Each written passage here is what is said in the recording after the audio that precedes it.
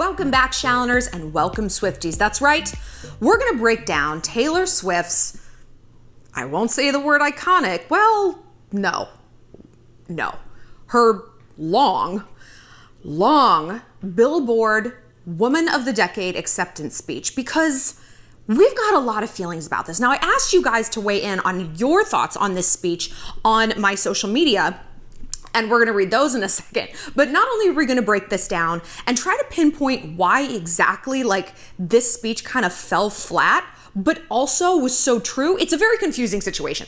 We are going to take what we can from this, and I'm gonna tell you how to get people on your side if there's a feud or a conflict while still maintaining your reputation, as Taylor would say, right? She loves that word, reputation. But first, just want to remind you guys that if you have a love question of your own, you want to talk to me one-on-one, find me on my website, shallonlester.com, and click Get Help.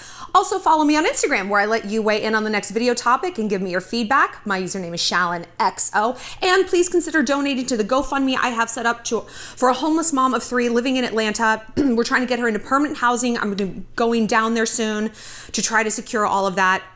Or you can shop the Amazon wish list we have set up. It's all right down in the bio here, or the video description. You can also donate to her directly on Venmo. She's out of food stamp money, so literally $5 makes such a difference. But if you donate $25 or more to the GoFundMe, you get a free question with me. Just leave it in the comment section of your donation. So Tay, listen to me. I watched this whole speech. It was 15 minutes, 15 agonizing minutes. And I did it. I did it for you. Don't ever say I don't care about the Shalloners, because I do. 15 minutes. To put that in perspective, the Gettysburg Address was 3. Okay?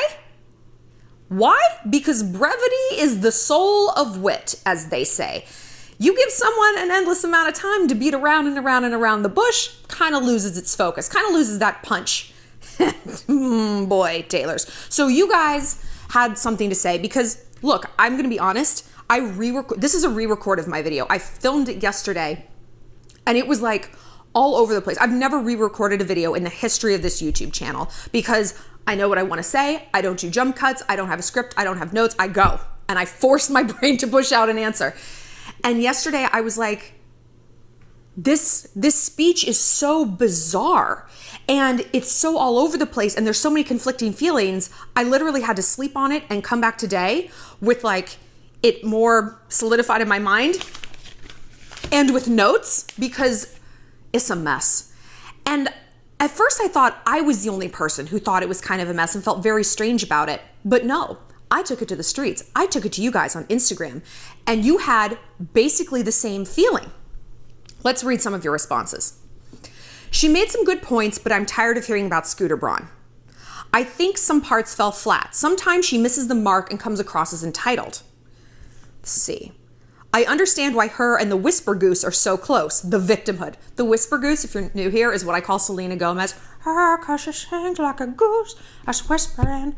Oh, give me a kidney, I need an organ. The Whisper Goose. Can't stand her. Professional victims. It seemed so negative, and bringing up the Scooter Braun situation felt uncomfortable. She made some good points, but I didn't get the feeling she was actually grateful for the award. And then this one's my favorite one. She gave too much attention to negative aspects of her career. It should have been more like, go me, instead of a 15-minute subtweet. Molly Harmon, mwah, incredible, incredible. And that's, yes, it's a 15-minute subtweet where she used this speech to just middle finger to everyone. And for someone who has been around as long as she has, a decade, more, 15 years, with her power, with her money, with what she's learned, it seems like she's come out kind of on the other side worse off, bitter, hateful, vengeful. And certainly, like you guys said, not especially grateful. Throughout this entire speech, she did not thank one person by name. Not one. Not her parents, not her manager, not her tour manager, not her lighting director, not her choreographer, not her costumer, not the president of her fan club. No one. And this was the overall thesis of her speech. I am amazing, but I also have no free will. Everything good is me. Everything that I've achieved that's good is all down to me, 100% me alone. But everything bad is everyone else's fault. And what do we call that? Victim mentality, right? Is that not the archetype of someone like Taylor Swift, someone like Selena Gomez? It was big bad Justin Bieber, it was everyone else. It was everyone the fuck else. You know what? That's almost never true. It's almost never true. Like, is it realistic to think that Taylor Swift's achievements are only her? And I mean, she means literally her, not her team, her people, her family, her, she alone. Because this is the construct that we run into in the tension.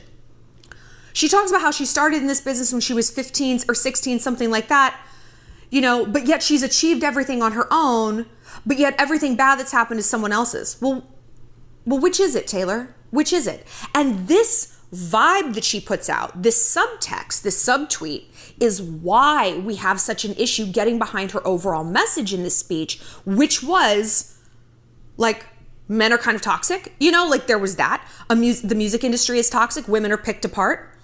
Because like, I listened to this and I'm like, why am I not standing this? Because she's not wrong. I agree with her. Like, I agree with the points that she's making. And then I was like, that's what we learned from this though. That it's not always the message, it's the medium, right? It's not always what you're actually saying, the data of what you're saying, it's how you package it and how you present it. So usually I go to, like, at the end of this, we skip around and it's like, okay, now what can we learn? I'm going to give you a little preview of what we can learn. Know your audience. Know your audience. You're not going to get anyone on your side if they don't give a shit about your cause. And the way they start to care is for you to make them think your cause is their cause, right? And Taylor had this opportunity and she bungled it. She bungled it for 15 minutes and essentially for 15 years. But we're going to get into that. That's just a little preview. So I'm going to kind of go through this speech. Don't worry. I will not like make you watch it or listen to it. We've just got a few little audio snippets. I can't embed video. YouTube won't let me. They like won't even let me put the video live. It's not even just demonetized. It's like blocked. So that's why. I'm not just being stingy with the video. But first of all, can we say that the person who truly deserves an award this night was poor Jamila Jamil, who was standing up there the entire time having no idea that this garbage fire was about to ignite. And she's just standing there holding Taylor's award like she's got this look on her face like she is begging for death. Like just begging to be transported to a different planet. I feel so sorry for her. So there was that cringy aspect. There were a few other cringy aspects. Can we also talk about Taylor's veneers? What is happening with her teeth? Look, I feel like every celebrity ends up getting veneers, and I have never seen someone with veneers where it looks better. Her teeth were perfectly fine. Maybe she needed an Invisalign, probably not. Veneers, it's like they file your own teeth down to points, like fangs, all of them. And then they put like caps on. It's kind of like how if you get fake nails, they file your real nail down and then they put like an acrylic tip. It's like that. And have you ever seen acrylic nails that look natural? No, you haven't. That's rather not the point. And the teeth look weird. So I'm like, girl, what? She just, I don't love it. I don't love it. And that's the thing with veneers. You can't like take them off because then you have like fangs. Look at a weird dragon hillbilly. So another cringy aspect was that Taylor quoted her old speeches. She quoted her own acceptance speeches from like 2010, 2014. Do you know the only person who was able to get away with quoting their own speeches? General Douglas MacArthur, who basically won the Pacific for the Allies in World War II. I'm obsessed with General MacArthur. I did a senior thesis. A senior thesis. I have not eaten anything today and I am Dottie. Please don't make me re-record this. Okay. So let's go through this speech. She starts out by eulogizing herself. She gives an exhaustive history of her career, which is weird because it's like, girl, everyone in this room knows who you are. But again, this sets up this tension of like, well, which is it? Is everyone here gang for you and everyone knows who you are? Or do you have to tell people like your Wikipedia page? Because one thing she does throughout this entire speech that makes me want to kill myself is she pauses for laugh breaks and clap breaks. She built that into her speech. She wasn't riffing this was written. She was reading off her teleprompter. But she says something, she's like, and then I dropped my, and then my first song went #1 on the radio. She did this in one particularly ghastly moment. Let's play it. Let's play it. Because people were not playing along. Like this, she read the room wrong. She read the room wrong. People were not like cheering and clapping. Like if you want to give a speech like this, you give it to your fan group, you know, like have a meetup and give it. Don't do it to like, you know, people like this. Okay. Listen to this. You're going to kill yourself. Oh, they're saying my music is changing too much for me to stay in country music? All right. Okay, here's an entire genre shift and a pop album called 1989. You heard it? Sick. First of all, sick. Should never be in an awards acceptance speech. Let's just go there. Let's just start there. And you need to see the look on the faces of the audience when she did this. Take a look at this. Look at this poor woman. Not having it. Not here for it. Neither one of them. They're like, no. These are like industry people, you know? And she just fell so flat. So while the speech had 1 billion cringy moments, and we'll get to the rest of them, don't worry, there were some good points. She has a quote where she talks about how men tend, or not even men, well, of course men, but like the world will explain away a woman's success. It's interesting. I saw that as a female in this industry, some people will always have slight reservations about you. Whether you deserve to be there, whether your male producer or co-writer is the reason for your success, or whether it was a savvy record label. It wasn't. I saw that people love to explain away a woman's success in the music industry. And I saw something in me change due to this realization. This was the decade when I became a mirror for my detractors. Okay, let's unpack this. First of all, when she's like, whether it was a savvy record label, it wasn't. And she expected like cheers and applause and you go girls. Fucking crickets. Because like, again, Taylor, okay, you say you came into this business at 16, but no one could tell you nothing. No one was giving you any guidance. You just knew everything. What? It was a good record label. Yeah, you've fallen out. Things aren't great now, but like, come on. It is a psychological principle that we tend to credit our successes only on internal factors. It was me, it was my hard work, it was my intellect. And we blame our failures on everything external. It was the weather, it was them, they didn't like me, everyone's against me. This is a fact. And we have to be very cognizant of that as we move through life. Or not. And you can just keep repeating patterns and digging yourself deeper into that victim mentality trench. And that's what Taylor has done. And her entire speech points to that. Her entire speech is her holding up this justification for why she is a professional victim. And guess what? It ain't cute. She also in there did the fundamental bad thing of this video. My brain, it's not connecting. Bear with me. She talked about her experience in the music industry as if no one else experiences this. It's like she just hatched out of a pod and is like, wait a minute, there's a lot of sexism. Like, girl, no shit. You think the single mom working at Popeyes doesn't experience exactly what you're saying? Do you think the Asian girl in the corner office at Goldman doesn't have people whispering that she was an affirmative action hire? Do you think people who watch me ascend in the magazine world and then go out in like tight, cute dresses didn't say like Shallon fucked her way to the top? I didn't sleep with anybody, by the way. Maybe I would have if I would have known who to sleep with, but it's actually quite difficult to deduce. Everybody experiences this. Every woman experiences this. And this is where she loses everyone. This is where she loses her audience because she makes it a her thing. I have suffered. We musical artists have suffered. I believe you.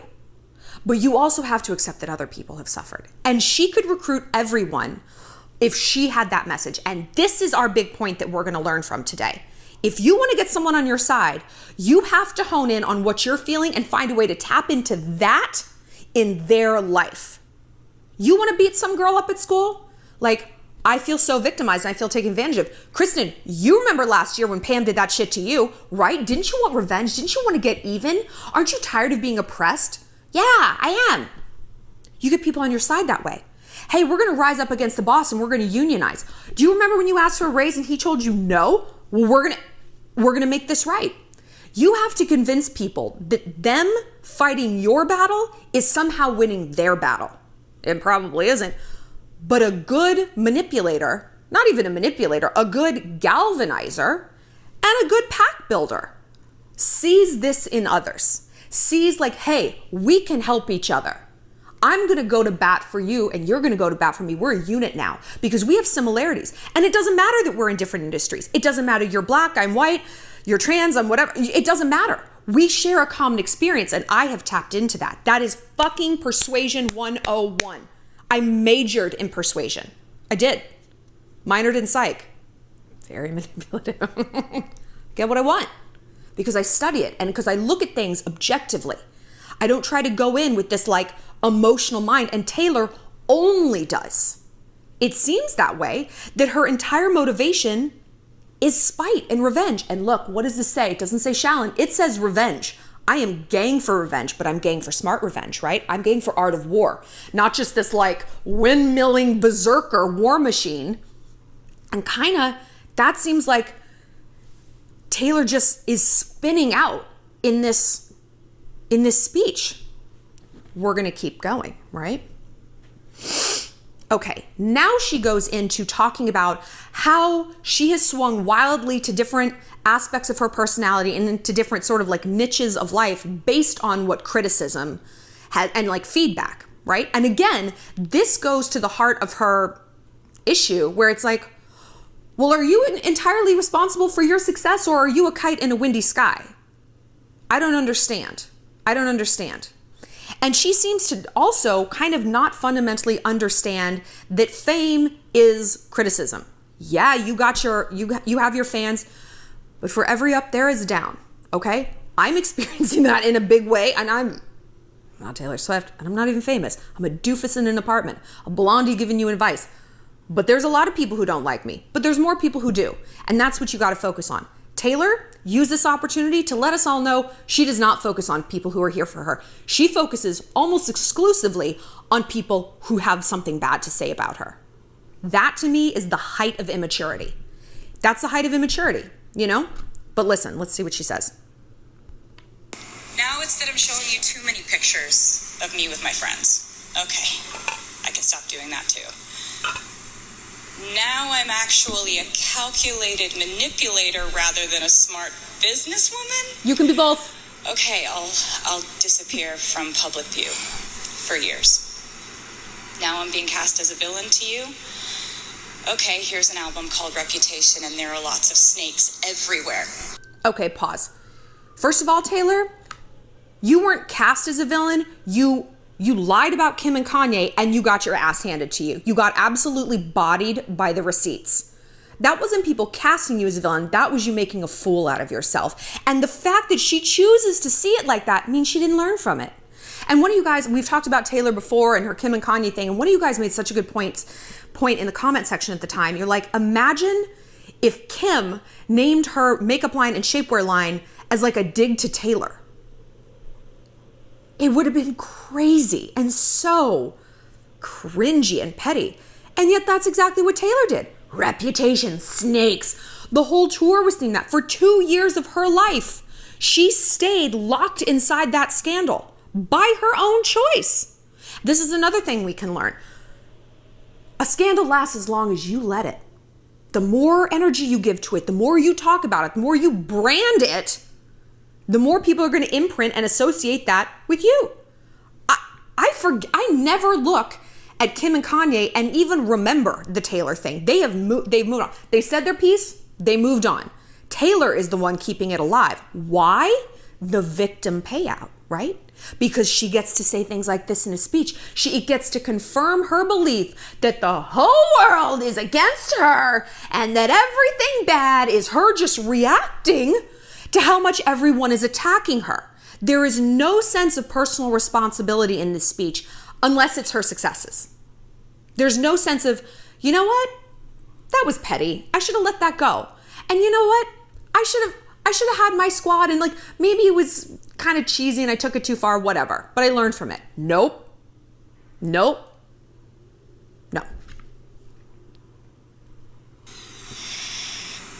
In the last 10 years, I have watched as women in this industry are criticized and measured up to each other and picked at for their bodies, their romantic lives, their fashion. Or have you ever heard someone say about a male artist, I really like his songs, but I don't know what it is. There's just something about him I don't like. No, that criticism is reserved for us. Notice how no one's laughing or clapping, right? That's because Taylor, actually, people do say that about men. Granted, obviously not to the degree with women, like, but yeah, girl, they say that shit about men. 2 words, Tom Cruise, Michael Jackson.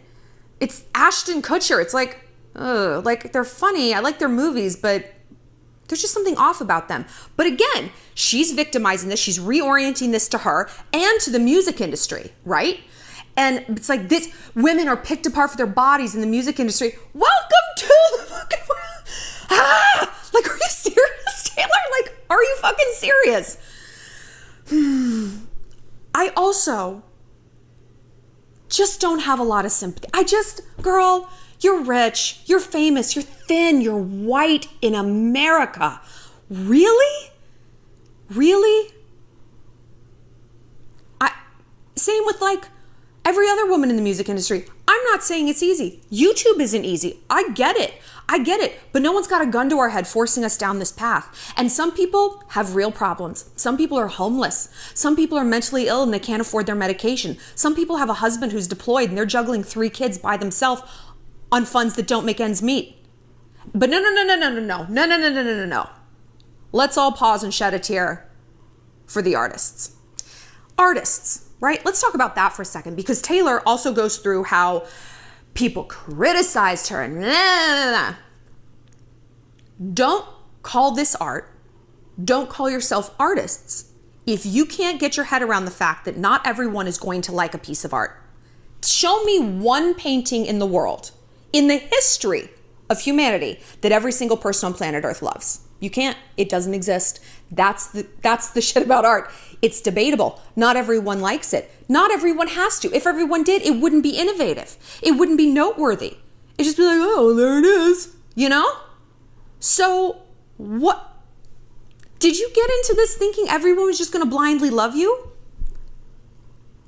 Yes. I think the answer to that is honestly, yes. She did think that.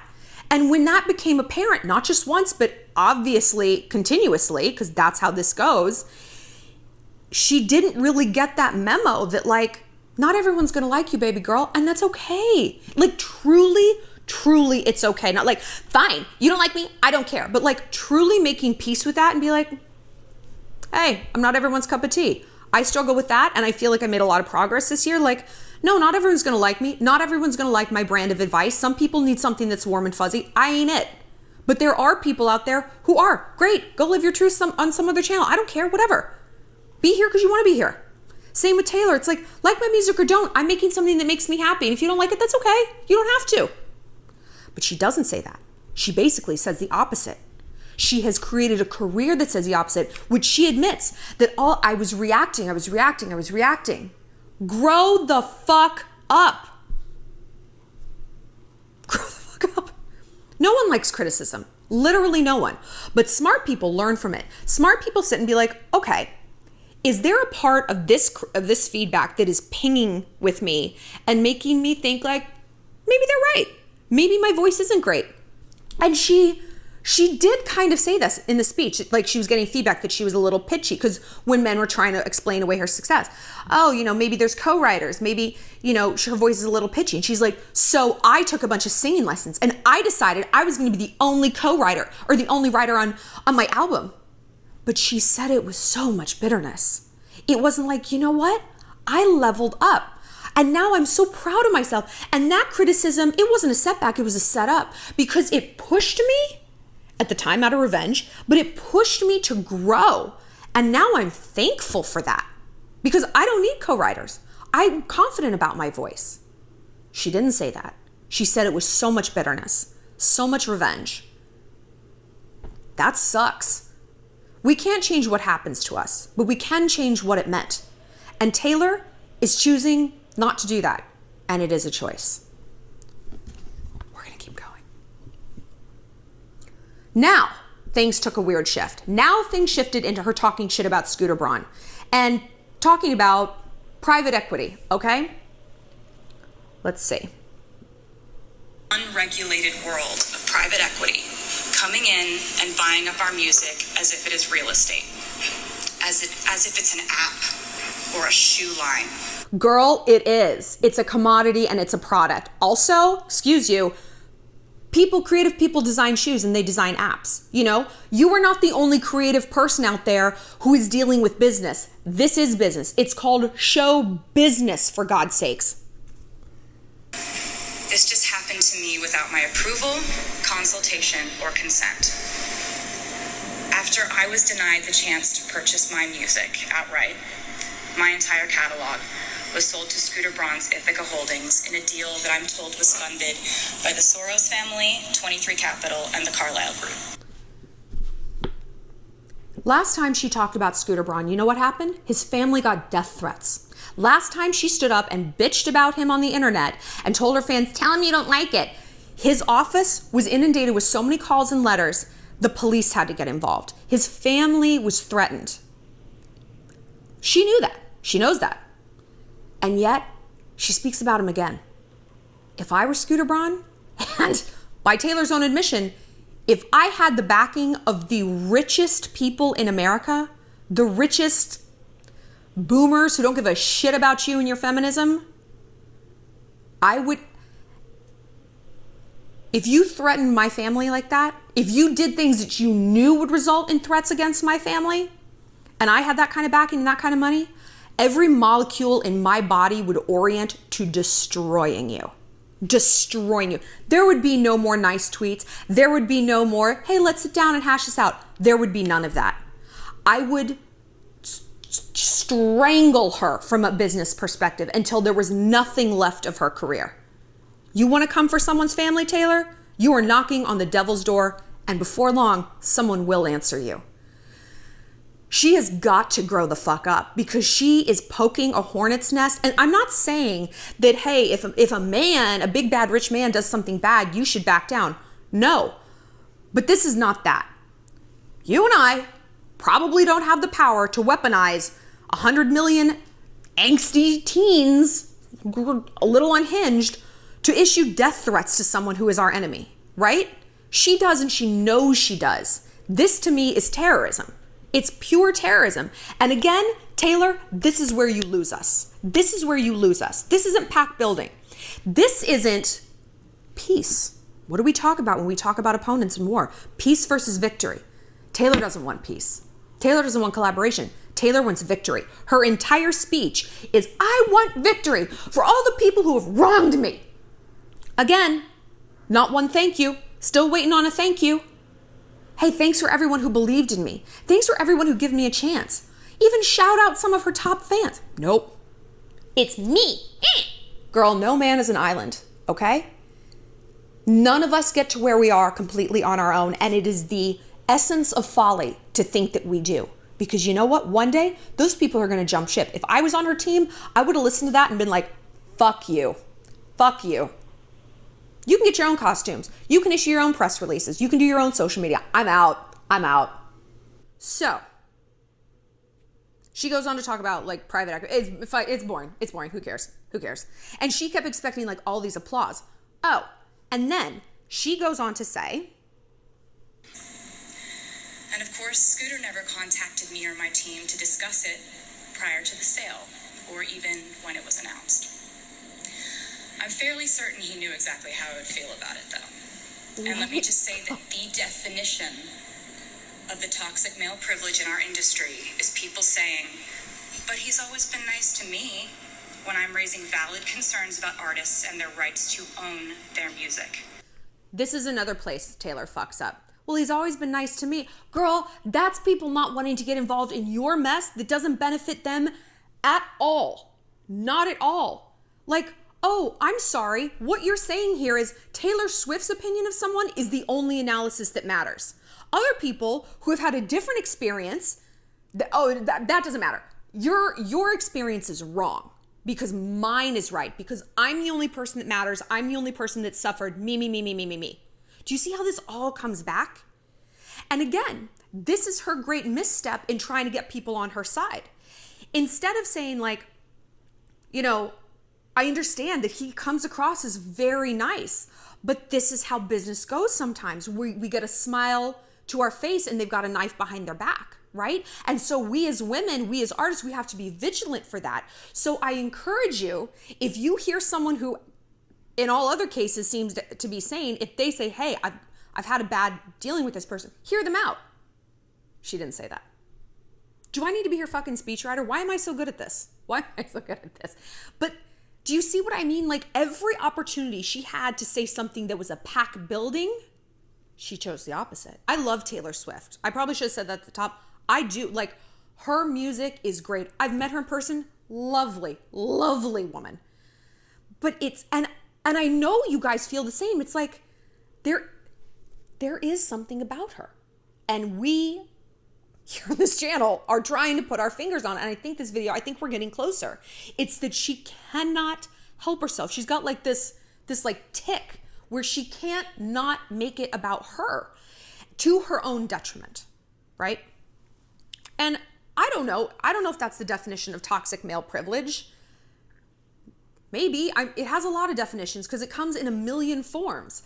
And it's frustrating that she doesn't kind of see that. So one last irritating thing she did, and I didn't record it because I don't even care. She like went on this this roll call of like cool new up and coming singers, name checking literally every female she can think of. Lizzo, her, King Princess, Rosalia, Camila Cabello, Billie Eilish. The only people that she called out by name in this speech, Scooter Braun, her enemy, and women, not up and coming, the cool kids who she thought could be of use to her. And she wonders why we see her as a master manipulator. And you know what, girl? This isn't master manipulation. This is clumsy ass manipulation. Because, like I keep saying, she didn't call out anyone to thank them. She didn't call out anyone that has been in the past. No. Go scratch. I want to talk about the future. Oh, are you not a white chick? Oh my God, I love you then. Come over here. It just felt very pandering. It felt very of course these are the artists you're going to call it.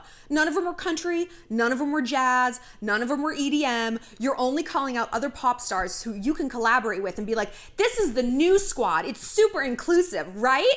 Shut the girl. It just feels very transparent. Very transparent. So we are going to close with Taylor's closing quote.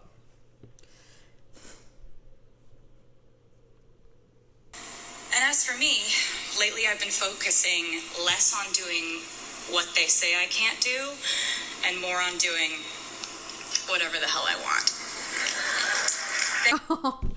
Oh my God. A multimillionaire focused on doing whatever she wants? Brave. Brave.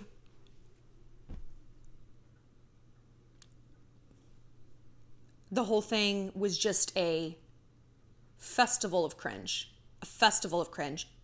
And it's difficult because as such an ardent feminist, like I said, I don't disagree with the points she made at all. She's right. Toxic male, absolutely. Women and artists being absolute, yes, girl. But you have to take the filter out of it that you are the only one who experiences this. So that's what we take from here. You want to get people on your side, you tap into how this resonates with them and you loop them in, right? You subsume your ego. You make this isn't my battle. This is a battle for all of us, right? That's what we do. I want to know your thoughts on Taylor's speech. I can't believe I listened to it like twice. That is a half hour of my life. That is an episode of the Golden Girls that I didn't get to watch for the 500th time. Brutal. This is how much I love you. This is how much I care about building our pack. Taylor, I love you too, girl. I do. I have some notes. And, you know, sometimes I think I make these videos and I'm like, how would I feel if the celebrity saw them? Because I feel like eventually that's going to happen. I know Zayn watches them. But like, this feedback, it's data. And I would love to think that all data is received and, you know, data point, maybe it's irrelevant, maybe it's not, you know, I'm not always right. Who the hell am I? But I don't know, man. I would love to see Taylor kind of view her speech back and be like, perhaps the lack of applause and laughs is an indication, purely from a public speaking standpoint, but I don't think she will. I want to know your thoughts on this.